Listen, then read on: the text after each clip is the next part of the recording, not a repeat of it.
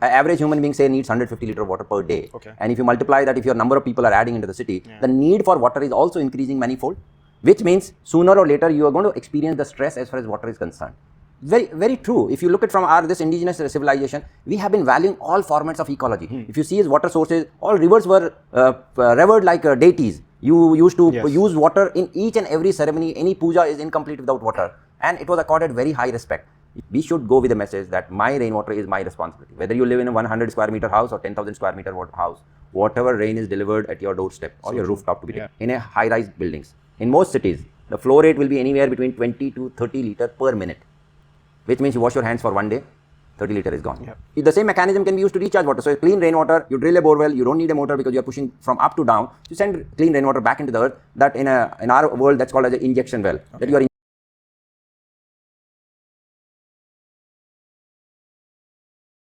Hello everyone, welcome to Design Dialogues. This is Atharva here with Mr. Sunil Pachar. Welcome to the show, Mr. Sunil Pachar. Thank you, Atharva.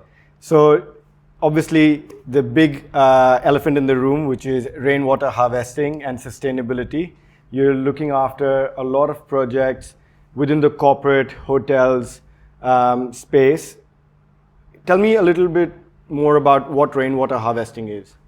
So, okay, let me begin with you complimenting you that you have chosen such a wonderful subject, rainwater harvesting. And the sad part is in our country like India, not many people talk about it or not many people are aware about what it is. Yeah. So you deserve kudos for that particular part. Thank you. Now coming to rainwater harvesting, if you say, it's a very simple English word that nature gives us rain.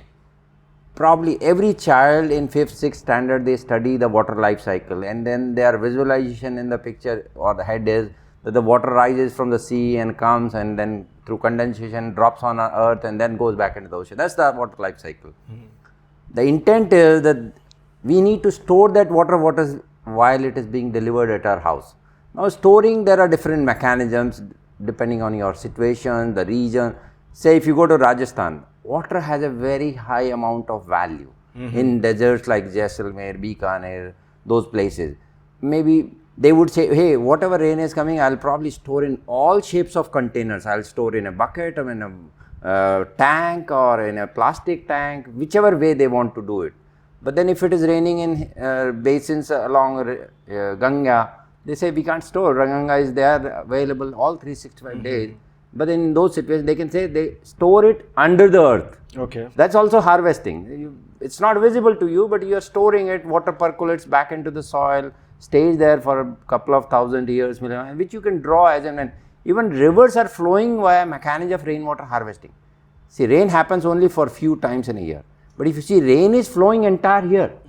What is happening is that the water has percolated down into the soil and then gradually water is flowing back via rivers into the oceans. That's what the concept of rainwater harvesting is, that you store wherever, however you want to, but please store.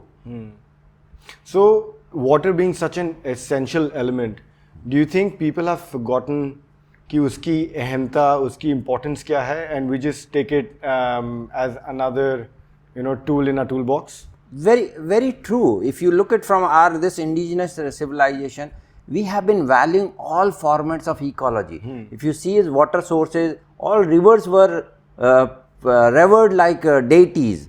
You used to use water in each and every ceremony. Any puja is incomplete without water, and it was accorded very high respect. If you look at, say, 500 years back, all around the world, nobody knew what is rainwater. But if you go back to today to Jaipur, Jaigarh Fort has a rainwater harvesting structure which was built 400 years back. You have dams in almost all states. All our religious centers, like all temples, used to have a big rainwater harvesting tank along with the temple, which means water was accorded very high importance. Unfortunate part is in last probably 50, 60 years, we have kind of missed the mark on this particular space. We are drawing heavily, using heavily, and sadly not doing anything for the rainwater harvest. So, obviously in Jaipur or even the river basins, you said water is highly regarded. हम लोग उधर अच्छे से store करते हैं. But what about urban India? Urban India में, because of obviously the infrastructure, the buildings, इधर कितनी importance है? Now, So in urban India, I'll give you two particular examples. What is we are seeing is, like say Gurgaon or Bangalore or any city like a Pune, you see the urban density is increasing, population is increasing many-fold. Yes. Which means an average human being say needs 150 liter of water per day. Okay. And if you multiply that, if your number of people are adding into the city, the need for water is also increasing many-fold. Which means sooner or later you are going to experience the stress as far as water is concerned. Okay. But if you look at water when it falls, or say the rain when it falls on a particular surface, the surface decides whether I'll absorb it or I'll generate runoff. If rain falls on a soil or a grass cover, they will absorb and eventually water will percolate and infiltrate back into the earth. But if it is falling on a tin shed or a concrete, they don't have the capability to absorb water. They will generate runoff. So in a physics parlance, it is said that concrete surfaces or tin sheds have a coefficient of 0.9, 0.95, which means 95% of water is available to you as collectible rainwater. In our all urban cities, we are adding more concrete with every passing day. Yes. So if you are adding more concrete means you can collect more water and then store it or recharge it. But unfortunately, we are not doing it. So every year we are experiencing that the urban flooding magnitude is increasing with it, and it will continue to increase till the time we don't handle that excess rainwater generated by virtue of the concrete surface. We won't be able to solve urban flooding. So is urban flooding the only stress that urban India is facing, or there are other factors as well? Obviously there are other factors. So we holistically, if we want to make India as water positive, we need to work in a very conscious and circular manner. The sad part in our country is that we are using water only in a linear manner. Okay. We use water once, and then once it is, suppose I have washed my hand, that water is not good enough for me. Yeah. Or I drank half a glass of water, and the other half is I'll just throw it away. So that's a linear model. You use water once and then forget about it. Yeah. Whereas we need to inculcate a habit of conscious and circular mechanism, where we say you use water, then recycle it, and then use it again. Then again recycle it. Which country, there are n number of examples around the world, like countries like Japan, Singapore, Israel, they don't have water. They are very small pocket of islands. Yeah. And rain is very less. So what they do, they desalinate water from the ocean. Okay. But the desalination comes at a huge cost, whereas recycling of water comes at 1/10 of that cost. Yes. So they say, hey, we have recycled 100 KL today from sea. We'll use it and then we'll continue to recycle it for n number of times so that we don't have to incur higher costs. The same can happen in India. Yeah. Like a simple example I'll give you. Suppose when you go to a flush, urinal, one flush takes 6 to 7 liter of water. Yeah. Now, on an average human being uses 4 flush in a day, so it's about 30 liters a day, and then multiply by 365 days. That's the quantum of water you are using only for flushing. Okay. If I give you a solution that, okay, now this flushing water can be recycled. So you flush with 7 liter water today, you recycle it, again you use it 7. So you can manage with practically 7 to 10 liter water for flushing for entire year, and maybe you then multiply with number of years. That's the power of recycling the water and reusing, but sadly we have kind of... So RWAs, you've worked with a few RWAs. Yeah. How adoptive are they of this? In Gurgaon, especially अगर हम लोग गुड़गांव में बैठे हैं तो कितने RWAs जिनको आप जानते होगे जिन्होंने अच्छे से इम्प्लीमेंट कर रखा है, या फिर ये जो आप फ्लशिंग वाला एक सिंपल ट्रिक है, कितने लोग इसको एक्चुअली अप्लाई करना चाह रहे हैं? So I'll probably take a slight detour from your question, because then I'll have to give you a background. So I'm saying in last 6 years, I have gone around and it's seen and implemented and improvised rainwater harvesting across 2/3 of India. Okay. So right from say Gujarat till Jharkhand and from Chhattisgarh till Jammu. That's the kind of region I have gone through. And the crux which I have observed is that rainwater harvesting majorly in India is done for compliance. Okay. So if you want to go and build a school, college, institution, anything, or township, the compliance or the regulation in the country says you have to make n number of rainwater harvesting commensurate to the area. Yes. But the major gaps which I have experienced in these areas is, one, the designs are very, very outdated. We have probably adopted latest technology in India. Now UPI is in any part of India, but sadly for rainwater harvesting, we are still following techniques which are about 70 years old, and they are not relevant today because the quantum of solid waste flowing into cities now is humongous. It's massive, yeah. Secondly, they are not maintained properly. No matter what you have done, you have a perfect rainwater harvesting system. A perfect rainwater harvesting means it will capture a lot of solid waste inside it before recharging water. That means that solid waste needs to be pulled out before the next rains or the next season. Sadly, 90% of the rainwater harvesting structures are not maintained properly. And why it is not maintained properly?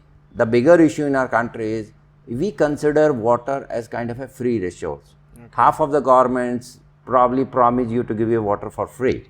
So when you have water available for free, we don't accord value to that. So if you look at solar energy in our country has taken off like anything. Yes. On my rooftop, I would say, hey, my electricity bill is costing me 5K per month.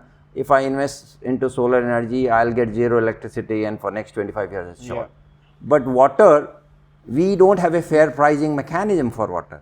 So people have no motivation to say rainwater. Now I'll come to your question on RWA, that why, what they are doing. So in the township I live, I was in RWA for six years back, for about 2-3 years. That's when I just looked into the harvesting structure we had. They needed attention. We kind of improvised and fixed them. And that gave me an edge that I could go to other RWAs and say, hey, as per our experience, there are major gaps in rainwater harvesting. One of the major gaps is I have seen the soapy water and oily water entering into rainwater harvesting, which should not go. Okay. Because there's a fundamental gap that many of the townships route the balcony water into rainwater harvesting structures, considering that rains will fall into balcony and that should go into the rainwater. But over a period of time, people make changes into balcony, so they are either a washing machine point or they are a dishwashers, and by virtue of that, soapy water enters in the harvesting structure. Okay. And that then ruins them. So I think in about 5 years, I have worked with 20-25 RWAs in Gurgaon. The good part is RWAs have a lot of progressive people and educated people. Yes. So at least they listen. Yeah. And then if they have budgets, then they try to incorporate changes also. Bigger challenge with RWAs is often a budget issue, but fundamentally and theoretically they are all aligned when we go and talk that this needs to be attended, and we would do it as and when we have budgets. For me, I would say that drainage का problem है Indian roads पे. इसके वजह से जब भी बारिश होती है, पानी पूरा इकट्ठा हो जाता है, and हम सारे एक तरीके से एक बूंद पानी बरसती नहीं है कि automatically there's traffic on the road, and someone who sits in traffic for about an hour or 2 hours every day. See, if you look at, I don't know whether you have observed, next time when you drive on the road, look on the both sides of the road, you will see a drain. Okay. That is supposedly a solution for rainwater harvesting. 10 minutes back I said, anything concretized will yield you more water. So even if you make a road in Badmer, that road would not absorb water. That will generate runoff. So wherever you are adding roads, they will generate runoff during the rain. So on both sides of the road, they are supposed to be drains. They are rainwater harvesting sections. The design is supposed to be that the water from the road goes into the drain. The drains at intermittent locations have recharge structures. Recharge structure is essentially, see, when we draw water from the earth, what we do? We drill a hole and we put a motor underneath and we pull water up. Yeah. But if the same mechanism can be used to recharge water. So clean rainwater, you drill a borewell, you don't need a motor because you are pushing from up to down. You send clean rainwater back into the earth. That in our world, that's called as an injection well. That you are injecting water back into the earth. That's fairly simple. So these highway drains are supposed to have intermittent injection wells at different places, and so that the entire rainwater from the road goes back into it. And the problem is again the same which you said. Unfortunately, the designs used in these highway drains are in many places faulty, and in many times they are not maintained properly. Every year the solid waste would go back into the drains, and if you don't clean them, And the third very ironic issue I have often seen is citizens don't know what these drains are. So I many times notice that these tractor trolley or tankers who pull the sewerage from many of the houses and then they go and empty into the drains, considering this is a sewer line. Whenever I encounter, I just tell a guy, man, this is not for this purpose. If you are not aware, I'm telling you. If you still want to do it, then I can't help it. That's when the government enforces it. So we as a citizens also carry a responsibility that if there is infrastructure created by anybody for the purpose of rainwater, we need to accord right respect to it and make sure that it's being used for that particular purpose only. Do you think, is there a problem of lack of education, or there is lack of proper infrastructure and urban planning that's leading to all this? The biggest gap is a lack of relevant knowledge. Okay. I have tried to work with a couple of times in government institutions. We see a huge gap in what ought to be done and what is there on the paper. Like I said, the design is one major gap I have seen in many places. You are following 1960 design and that's not relevant today.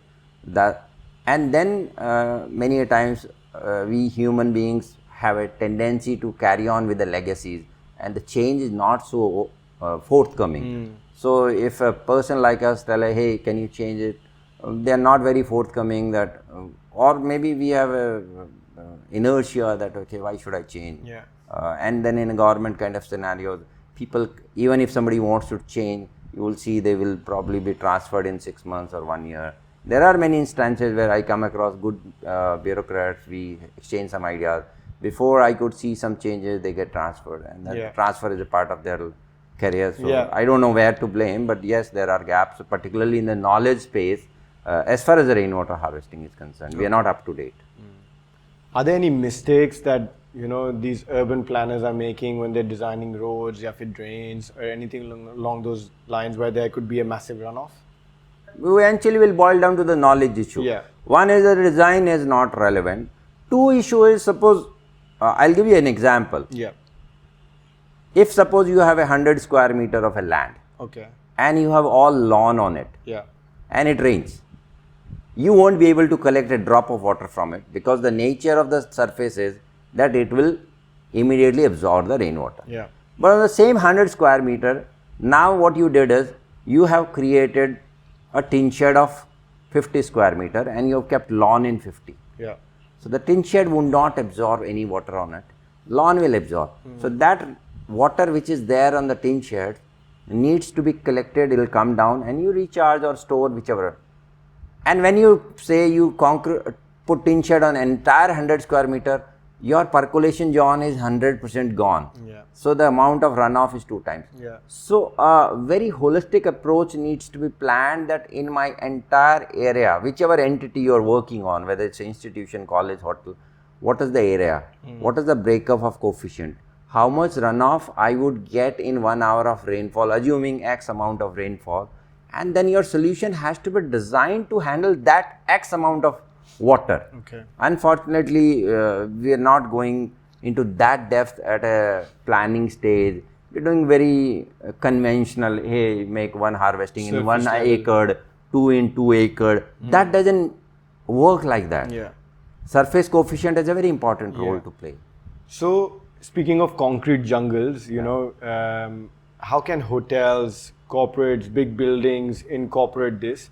Is there a cost attached to it? And if there is a cost attached to it, I'm sure they would be happy to do it under CSR these days. But what is the benefit that comes out of it for them? So, as I said earlier, till the time we don't have a fair pricing of water in India, we can't really quantify whether it is financially paying back or not. Then it becomes a consciousness issue.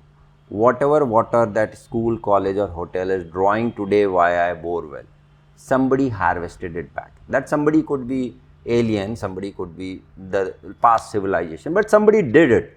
Or rather somebody didn't stop the rainwater harvesting happening on its own. They didn't change the coefficient of percolation. They were not mixing seawater into the water. It continued to percolate and today you are able to draw. So is that not a responsibility that I continue to do or let that happen on its own? And I can tell you categorically, I have worked with many big clients, and many sad part is, in 95% of the situation, I haven't found the rainwater harvesting structures to be functional. Okay.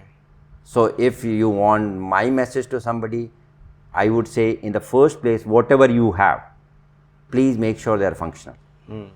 Whatever they are, because that comes at a very less cost. If suppose one rainwater harvesting costs 5 lakh rupees to make, maintaining and fixing existing probably will cost 10% of that, 50,000.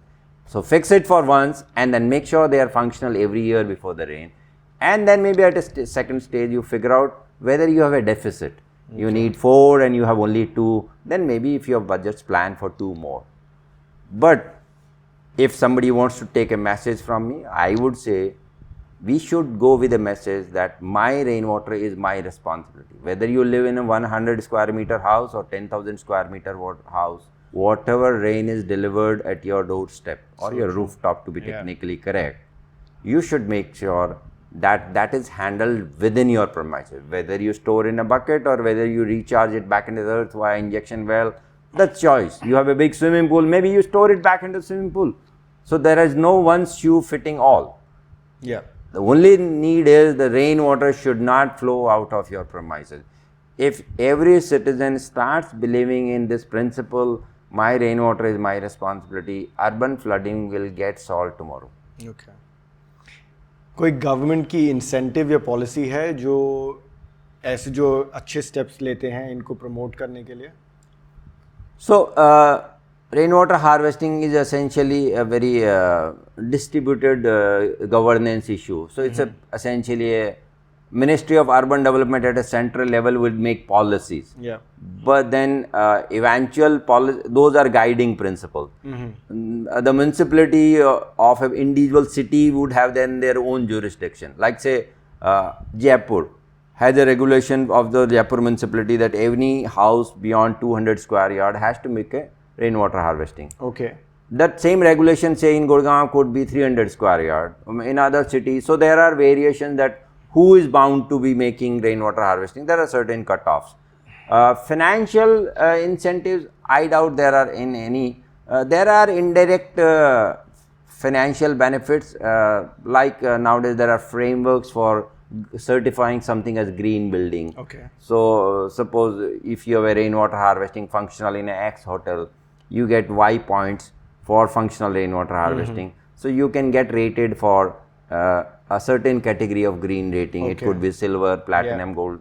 And then certain times governments have incentive that if you are green rated at platinum level, you can increase your FSI by say 5%, or there could be some rebate in property tax, but very, very negligible. But there are in some pockets, I am not really sure on.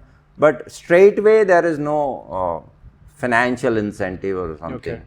I always say it is a consciousness decision. We have to drive by our consciousness. So how can India's urban design be improved for better water management systems? So this is a very important subject for urban planners. So if you look at over a period of time, regulations in urban landscape has come with mandate that okay, you need to recycle the water and reuse. So like in Gurgaon, there are many townships which were built 30 years back. Those days there was no regulations to have STP in place. STP is sewage treatment plant, where you recycle your sewage water. Maybe after 2000 onwards, the townships had STP in. Okay. From 2015 onwards, the townships have mandate that STP should be there and flushing should happen with recycled water. Now, so you have diverse set of institutions, somebody who is using flushing and gardening using fresh water, and somebody is doing one, and they're all mixed around the city, and that's a problem across India. Okay. I have often, wherever I got opportunity, I have been telling government. So if you look at across India in urban cities, suppose we are using 100 as a unit of water every day. We are recycling 25% of it in urban landscape. So we recycle. The shocking part is, out of the recycled 25%, we are only reusing 25%. Okay. So this 75% of recycled water, which is a precious resource, you have put time, energy and money into recycling a water, but then you don't know what to do with it. It's going waste. So like the township I live in, we recycle 400 kl of water every day. Okay. Out of that 400 kl, 100 kl I go and use into lawn and horticulture or something. The 300 kl I don't know what to do with it. So I release into a municipal drain, which is a treated water. When it hits the municipal drain, it again become dirty. Yeah. Then it goes into the CETP of the government. So common bigger STPs which are run by the government, there it goes and they again recycle it. Again they are saying that we will use it for common areas and medians of the roads or somewhere. But then they all again have a surplus of recycled water and they don't know what to do. There are n number of examples around the world which have been working for 50 years, and the example says we need to run a grid of treated water. Okay. In my township, I treat my water, I use whatever excess treated water I have, I release it into the grid, like energy principle or a telecom. It goes from there, and the neighborhood society which was built maybe 30 years back, and they do not have a STP, they draw treated water from the grid and then they use it. Okay. Maybe I get credit for offloading something onto the grid and they get a credit, they get a charge for that something. Yeah. In most of the developed countries, even if you are making an independent house, you get 2 water connections. Okay. One is called as a white water, is a clean water which you can use for drinking. The other is called as a purple water. Okay. There you would see 2 taps. You can't use white water for your lawn or gardening. Yeah. Purple water connection is available. Yeah. How is it possible? Because you're doing a water distribution network in the city. So maybe you would layer a 2-level water distribution. One is for treated water and one is for fresh water. If we can do that in any city, our water crisis is gone. Fantastic. So that's what we probably, I don't think in India any of the cities as of now has implemented that. There are pockets, individual townships are doing as part of, but this needs to go in a city. And so if you run that grid, then construction can happen from treated water, road cleaning can happen from treated water, lawn can happen from treated water. So many things can be done from treated water. It's a very synergistic sort of... Yeah, it's so that's why I say for a simple conscious and circular water usage model has to be adopted. It's doable, not rocket science. Many countries in the world are doing. It's fairly simple. Fantastic. I don't know why we have not been able to do it. So, for rainwater harvesting, does it need to be done? Is it better to be done obviously at a building stage? But what about if a building is already ready? How can they incorporate it? What role do architects and builders have in this?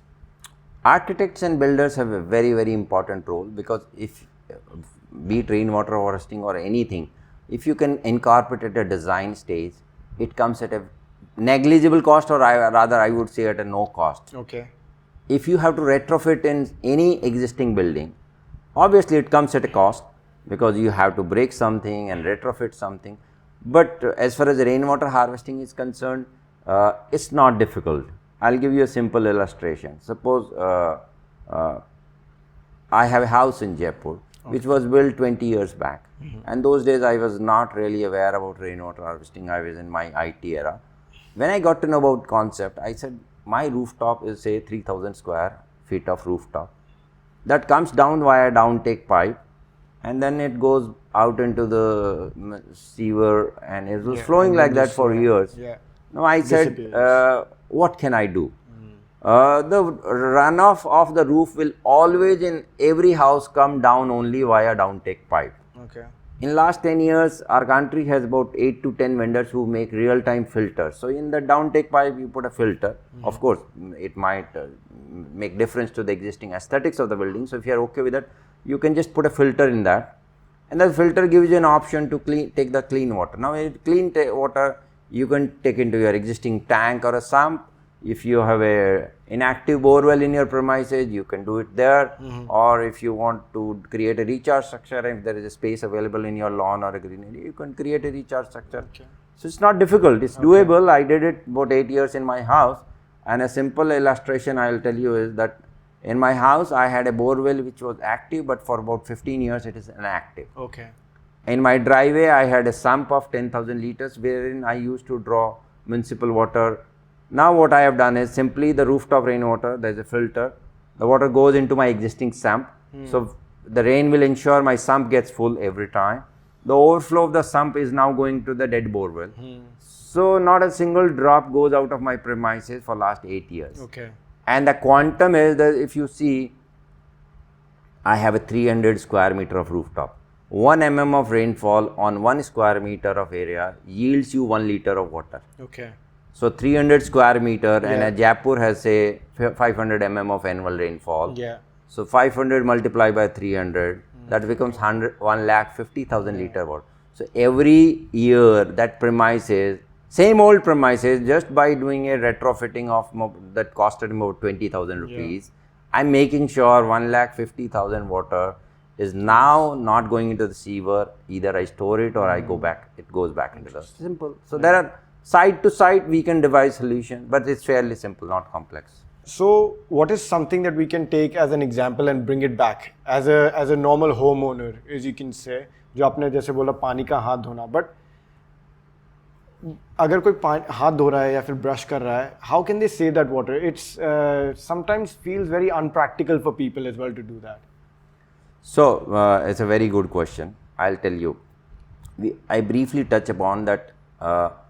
Purely rainwater harvesting won't solve problems for India because our usage is increasing. The quantum of rain is fixed. Suppose Gurgaon gets 600 mm. So you will get only 600 mm of rainfall. There could be 10-20% variation year round. But our demands are increasing. The population is increasing, water needs are increasing. So we have to work holistically using a 4R model if we want to be water positive. First is reduce. As much water consumption you can reduce, you need to reduce. Then reuse water. Wherever you drank half a glass, the other half can go to your plant or something. There are different illustrations. Then you need to recycle the water as much as you can. And the fourth one is recharge. Using a 4R, we can be water positive. Now coming to a very simple question which you said, what can a household do? I often wonder why these knowledge have not been disseminated. Is whenever you are making vertical houses, water is going up. So you have a 40-story building, water will now come into your house from a 40-story building, which is quite a lot of height. So by basic design, water will come with a very high pressure in your household. Whenever you open a wash basin or a kitchen sink, next time when you go, just take a 1 liter bottle and put a stopwatch on your mobile and see how much time it takes to fill. It will typically take 3 seconds to 4 seconds. I will say 3 seconds means 20 liter per minute is the flow rate at that particular endpoint. These are called endpoints in houses. So in your wash basin to kitchen sink, in a high-rise buildings, in most cities, the flow rate will be anywhere between 20 to 30 liter per minute, which means you wash your hands for 1 day, 30 liter is gone. Now what is the solution? If you say run advertisement, don't keep it off while you are brushing, all that is fine. But I am saying the engineering principle is that in front of all these taps, you have a aerator installed. The job of the aerator is to mix air with water so that the water pressure can be reduced. And aerators comes in different sizes. They come in 3 LPM, 5 LPM, 20 LPM, 15 LPM. So you go and change the aerator to 5 LPM. Next point onwards, your end point will dispense 5 liter per minute.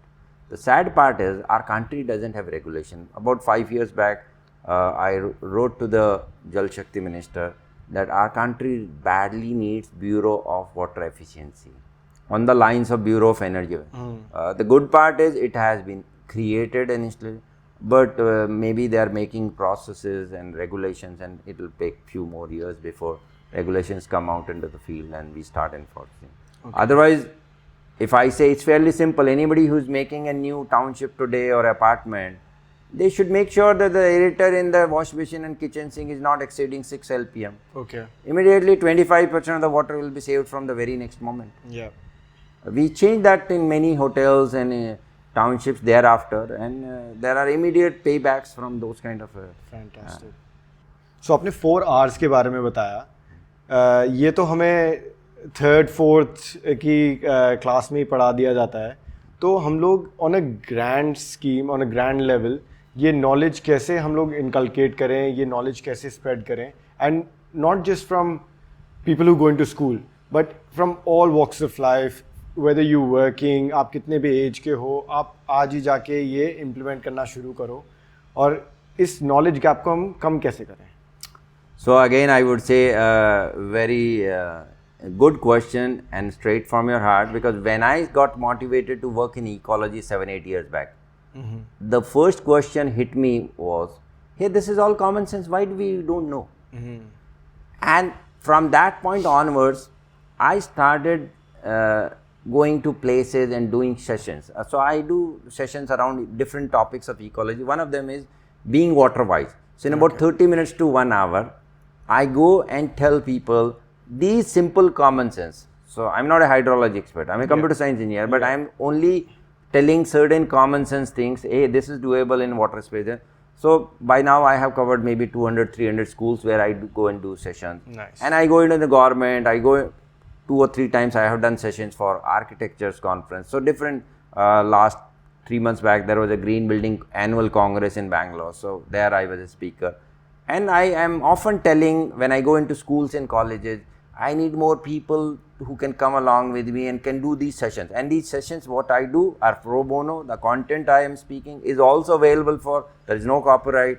I am just saying I need probably millions of people who can go and tell, we have missed the bus, but then we need to again catch up if we have to be sustaining as far as water is concerned. Otherwise, we're going to be in a deep. Every time you read a newspaper in summers, you would say, hey, by 2030, 20 cities, X cities, 30 cities of India will hit day zero. No, we need to really do something, and awareness and making people aware about smaller tips which can help save water can go a long way. That's good. So, is it possible that Mr. Sunil Pachar goes as a guest speaker to any part of India to do these lectures? Yeah, I am. Yeah. I do it for pro bono. Okay. Anywhere I'm And आप projects भी फिर pan India करते होंगे? Yes, we do it pan Okay. India. Is there a project that you're currently doing that you're really excited about?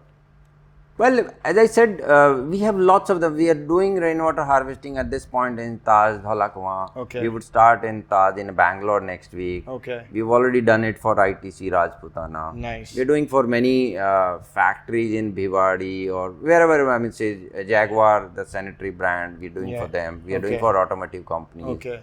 And we do big time rainwater harvesting projects under the CSR program. Okay. So the good part I would like to add is that in last 4-5 years, water has got attention under the CSR space.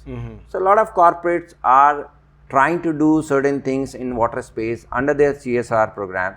So I'm already vendors for some of the leading corporates, and under that we do a lot of rainwater harvesting projects under rural India. So the change is visible. Yeah. Maybe I often say that we need probably more momentum, because a country like this, and we are already in too much of problem as far as water is concerned. We need that thirst. 100%. From. Yeah. So thank you very much for taking the time out and coming and chatting to me today. My pleasure. It's such an important element of life. Water and sustainability combined with it has such true essence. So I hope that everyone incorporates that and into their life in some way, shape or form. Thank you once again, and good luck for everything else. Thank you. My pleasure, Atharva, for calling me over for a nice studio you have.